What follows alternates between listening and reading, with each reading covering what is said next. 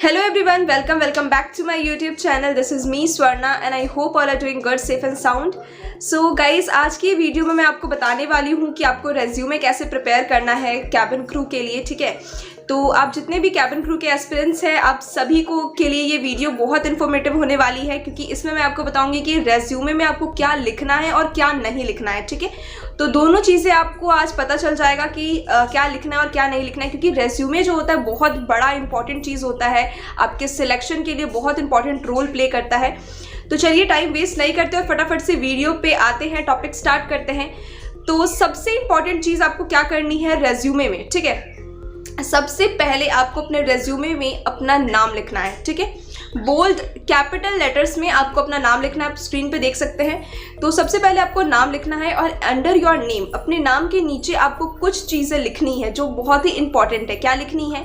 आप अपना एड्रेस देंगे उसमें, ठीक है। अब address, pin code, your phone number and your email ID, ये चार चीज़ आपको ज़रूर लिखना है, क्योंकि ये चार चीज़ बहुत इंपॉर्टेंट चीज़ होती है, ठीक है। इसके बाद इंपॉर्टेंट चीज़ ध्यान से में सुन लीजिएगा, आपको फोटोग्राफ लगाना है अपने रेज्यूमे में, ठीक है। रेज्यूमे में अपना फोटोग्राफ लगाना बिल्कुल मत भूलिएगा, क्योंकि फोटोग्राफ बहुत इंपॉर्टेंट चीज़ होता है।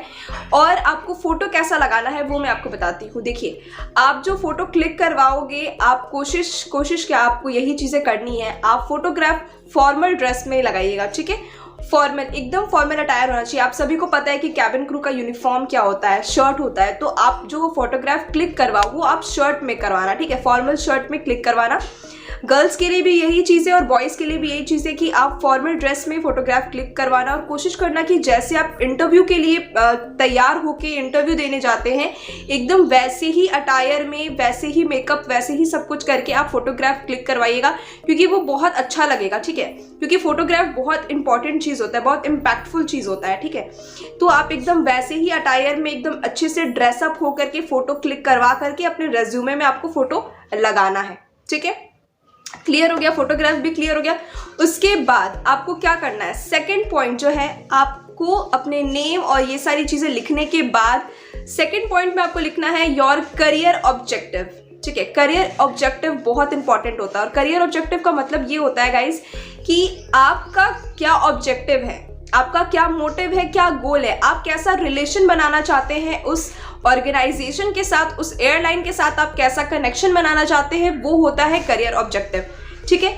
तो आप गूगल पे सर्च करेंगे, आपको बहुत सारे करियर ऑब्जेक्टिव मिल जाएंगे। कैबिन क्रू के लिए, कस्टमर सर्विस के लिए आपको बहुत सारे करियर ऑब्जेक्टिव मिल जाएंगे। तो आप कोई भी करियर ऑब्जेक्टिव जो आपको सुटेबल लगे, जो आपको पसंद हो, आप वो लिख सकते हैं। मैंने जो लिखा है वो मैं आपको बताती हूँ, आप ये भी कॉपी कर सकते हो चाहो तो, या फिर आप अपने से बना करके लिखोगे तो बहुत अच्छी बात है। तो मैंने लिखा है कि looking to obtain a position in the airline industry where my warm and accommodating personality can best serve customers, ठीक है।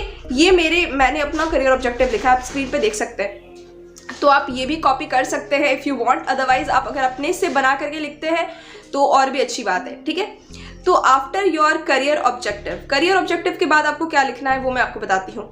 उसके बाद आप अपना क्वालिफिकेशन लिख सकते हैं, ठीक है, एजुकेशनल क्वालिफिकेशन। जो भी चीज़ें आप अपने एजुकेशनल क्वालिफिकेशन में लिखते हैं, मेक श्योर कि आपने कुछ भी गलत या फिर झूठ नहीं लिखा है, क्योंकि एजुकेशनल क्वालिफिकेशन बहुत ही इंपॉर्टेंट चीज़ होती है, ठीक है। तो देखिए, आपको एजुकेशनल क्वालिफिकेशन में लिखना कैसे है।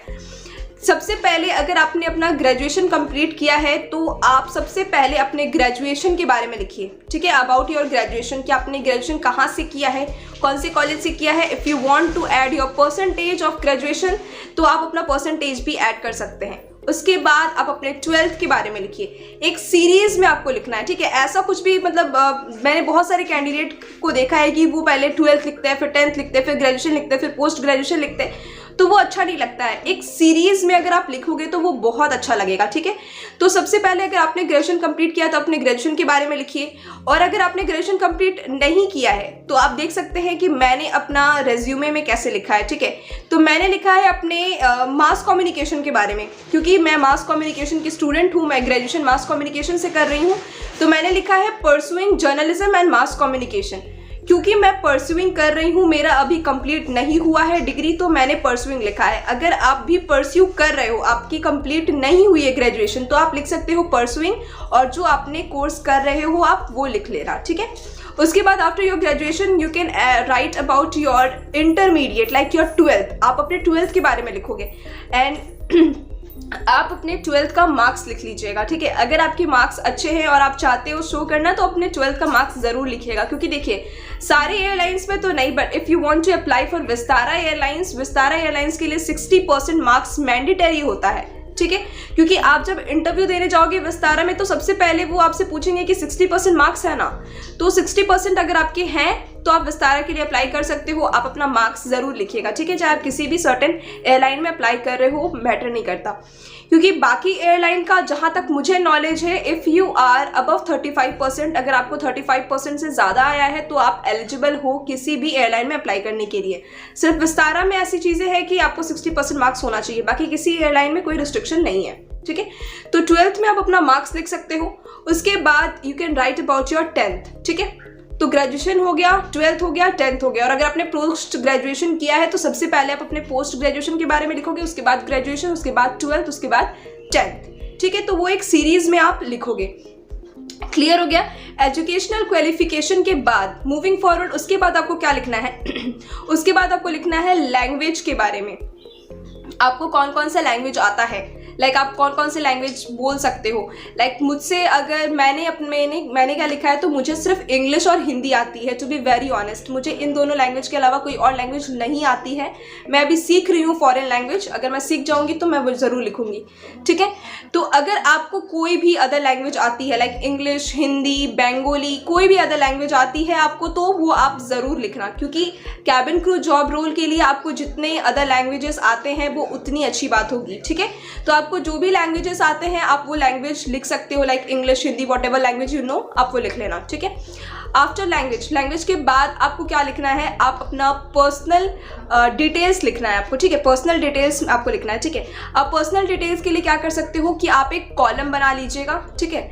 सबसे पहले आप अपना डेट ऑफ बर्थ लिखिए, ठीक है। DOB आप लिख सकते हैं, डेट ऑफ बर्थ, आपका डेट ऑफ बर्थ जो है वो आप लिखिए। उसके बाद आप लिख सकते हो अबाउट योर हाइट, ठीक है। If you want to mention this you can mention, otherwise if you don't want to mention you don't mention, okay. Like ये ऑप्शनल है, आपकी मर्जी है तो आप मेंशन करो, नहीं है तो मत करो। लेकिन मेरी ये सजेशन है आप लोगों को कि आप अपने हाइट को मेंशन करना, हाइट और वेट को, क्योंकि वो उनके लिए इजी होगा ये जानना कि आपकी हाइट कितनी है, आपका वेट कितना है। एयरलाइन के लिए बहुत इजी हो जाएगा आपको सिलेक्ट करना, ठीक है। इसलिए तो सबसे पहले डेट ऑफ बर्थ लिखिए, उसके बाद आप अपना हाइट लिखिए, उसके बाद आप अपना वेट लिखिए, उसके बाद आप अपना हॉबीज लिख सकते हैं, ठीक है। हॉबीज में आपको क्या लिखना है, देखिए हॉबीज में आप वही हॉबी लिखिए जो आपको पसंद हो। झूठ कोई गलत हॉबी मत लिखिएगा, लाइक स्विमिंग एंड ऑल। अगर नहीं आता है तो मत लिखिए, जो आता है वही लिखिए। तो मैंने लिखा है like I like communicating and interacting with people. तो ये जो मैंने हॉबी लिखा है communicating and interacting with people, ये एयरलाइन के लिए बहुत ही ज़्यादा बेनिफिशियल है। क्यों बेनिफिशियल है? क्योंकि आप सभी को पता है कि कैबिन क्रू की जॉब या फिर एविएशन इंडस्ट्री की जॉब जो होती है वो कम्युनिकेट और इंटरैक्ट ही करना होता है। उसमें आपको कस्टमर से बातचीत करना है, उनके क्वेरीज को सॉल्व करना है। तो ये जो है आप लिख सकते हो, ठीक है। If you want you can copy this hobby like communicating and interacting with people. इसके अलावा आप लिख सकते हो आपको जो भी पसंद हो, like if you want playing basketball you can write basketball. जो भी आपको पसंद हो, लाइक ट्रैवलिंग, कुकिंग, जो भी आपको पसंद हो वो आप अपने हॉबी में लिख सकते हो। ये मैंने एक्स्ट्रा में लिखा है communicating and interacting with people, क्योंकि ये बहुत ही लाइक ऐसी चीज़ें हैं जो एयरलाइन को ज़रूरत है, ठीक है। आफ्टर हॉबी के बाद आप क्या लिखोगे? हॉबी के बाद you can write your father's name, ठीक है। You can write your father's name और मदर्स नेम, दोनों में से किसी एक का नाम आप लिख सकते हो, क्योंकि पर्सनल डिटेल्स में आप अपने फैमिली का भी एक चीज़ें दिखा सकते हो कि हाँ भाई मेरे पेरेंट्स का नाम ये है, मेरे फादर का नाम ये है। तो if you want you can write, ये भी ऑप्शनल है, आपकी मर्जी हो तो आप लिखना, नहीं मर्जी हो तो मत लिखना, ठीक है। मैंने लिखा है इसलिए मैं आपको बता रही हूँ। उसके बाद फादर नेम के बाद passport, like if you have your passport तो आप अपने पासपोर्ट के बारे में ज़रूर लिखिए, ठीक है। क्यों लिखना ज़रूरी होता है पासपोर्ट के बारे में? इसलिए लिखना ज़रूरी होता है क्योंकि देखिए बहुत जैसे कि आप सभी को पता होगा कि पासपोर्ट जो है वो एयरलाइन इंडस्ट्री के लिए एक मैंडेटरी चीज़ है कि आपके पास पासपोर्ट होना चाहिए। तो इसलिए आप पासपोर्ट अगर आपके पास है तो आप अवेलेबल लिख लेना। अगर आपने अप्लाई किया है तो पासपोर्ट का कॉलम, पासपोर्ट के बगल में आप यस लिख देना कि yes you have a passport, आपने अप्लाई कर दिया है, ठीक है। तो पासपोर्ट एक बहुत ही मैंडेटरी चीज़ होती है, ये आप सभी को पता होगा। पासपोर्ट के बाद आप लिख सकते हो marital status, like if marital status आप लिख देना अनमैरिड, जो भी अनमैरिड आप लिख देना। ये भी ऑप्शनल है, अगर आप मैरिटल स्टेटस का कॉलम बनाना चाहते हैं तो बनाइए, नहीं बनाना चाहते हैं तो कोई बात नहीं है, नहीं बनाना तो मत बनाइए, ठीक है। मैंने जो चीज़ें लिखी है वो मैं आपको बता रही हूँ, ठीक है। उसके बाद आपको क्या करना है, उसके बाद नेक्स्ट मूविंग फॉरवर्ड आप एडिशनल इन्फॉर्मेशन का एक कॉलम बना सकते हैं। आप एडिशनल इन्फॉर्मेशन के बारे में लिख सकते हैं, लाइक अगर आपने एडिशनल इन्फॉर्मेशन में आपको क्या लिखना है मैं वो आपको बताती हूँ। एडिशनल इन्फॉर्मेशन में आपको वो लिखना है, अगर आपने कोई कोर्स किया है, अगर आपने कोई कोर्स किया है और आप सर्टिफाइड हो, लाइक आपको सर्टिफिकेट मिला है, तो वो आप एडिशनल इन्फॉर्मेशन में लिख सकते हो। लाइक मैंने लिखा है कि computer basic course from SST institute, तो मैंने लिखा है कि मैंने कंप्यूटर का कोर्स किया है, तो मैंने अपने एडिशनल इन्फॉर्मेशन में वो लिख दिया है कि हाँ मैंने कंप्यूटर का कोर्स किया है और मुझे सर्टिफिकेट वहाँ से प्रोवाइड हुआ है, ठीक है। तो आपने कोई भी अगर कोर्स किया है, like if you have done makeup course, तो आप लिख सकते हो कि हाँ मैंने मेकअप का कोर्स किया, और सर्टिफाइड अगर हो तो ही लिखना, लाइक अगर आपको वहाँ से सर्टिफिकेट मिला है तो लिखना, क्योंकि ऐसा होता है कभी कभी आप लिख देते हो और आपके पास उसका सर्टिफिकेट नहीं है, उसका प्रूफ नहीं है, तो कल को अगर एयरलाइन आपसे प्रूफ मांगती है या फिर आपको कहती है कि आपका सर्टिफिकेट हम देखना चाहते हैं और आपके पास नहीं है, तो वो बहुत ही इंसल्ट वाली बात हो जाएगी, इसलिए झूठ मत लिखना। अगर आपने मॉडलिंग किया है तो आप मॉडलिंग के बारे में लिख सकते हो, डांसिंग का अगर आपके पास सर्टिफिकेट है, सिंगिंग का है, what ever you have achievements, आप वहाँ पे एडिशनल इन्फॉर्मेशन का एक कॉलम बना करके लिख सकते हैं, ठीक है। ये कंप्लीट हो गया। उसके बाद आपको क्या करना है, उसके बाद आपको एक डिक्लेरेशन का कॉलम बनाना है। डिक्लेरेशन का मतलब होता है कि आप जो भी आपने अपने रेज्यूमे में लिखा है उससे आप अग्री कर रहे हो, ठीक है। आपने जो भी लिखा है उससे आप अग्री कर रहे हो। और एक चीज़ मैं आपको बता रही हूँ जो कि बहुत इंपॉर्टेंट है, आपको ध्यान में रखना है ये कि आप अगर एक फ्रेशर हो तो आप अपना रेज्यूमे 1 पेज का आपको बनाना है, उससे ज़्यादा बड़ा आपको रेज्यूमे नहीं बनाना है। इंस्टेड अगर आप एक एक्सपीरियंस्ड कैंडिडेट नहीं हो तो, अगर आप एक्सपीरियंस हो तो आप 2 पेज का बना सकते हो रेज्यूमे। अगर आप एक्सपीरियंस्ड नहीं हो, आपके पास कोई एक्सपीरियंस नहीं है, तो आप सिर्फ 1 पेज का रेज्यूमे बनाइएगा, क्योंकि उससे ज़्यादा आपको ज़रूरत ही नहीं है, ठीक है। तो उसके बाद आपको मैंने बता दिया डिक्लेरेशन। तो आप डिक्लेरेशन में आपको लिखना है कि I hereby declare that all the statement given above are true, correct and complete on the best of my knowledge, ठीक है। आप ये लिख सकते हो। आप जो डिक्लेरेशन बहुत इंपॉर्टेंट चीज़ होती है कि आप जो भी अपने रेज्यूमे में आपने लिखा है वो ट्रू है, करेक्ट है और आप उससे अग्री करते हो, ठीक है। तो ये सारी चीज़ें आपको अपने रेज्यूमे में ज़रूर लिखनी है, जो कि बहुत ही इंपॉर्टेंट है, ठीक है। वीडियो ज़्यादा मैं खींच नहीं रही हूँ, लंबा नहीं कर रही हूँ, क्योंकि उसकी ज़रूरत नहीं है, नेसेसरी नहीं है। जो भी इंपॉर्टेंट पॉइंट्स थे, फैक्ट्स थे, वो मैंने आपको इस वीडियो में बता दिया है। इससे ज़्यादा आपको अपने रेज्यूमे में और कुछ लिखने की ज़रूरत नहीं है। अगर आप एक्सपीरियंस कैंडिडेट हो तो आप 2 पेज का रेज्यूमे बना सकते हो, उसमें आप अपने एक्सपीरियंस के बारे में लिख सकते हैं। अगर एक्सपीरियंस नहीं है तो 1 पेज का बनाइए और बस इतनी चीज़ें जो बेसिक चीज़ें हैं वही आपको लिखनी है, इससे ज़्यादा कुछ नहीं, ठीक है।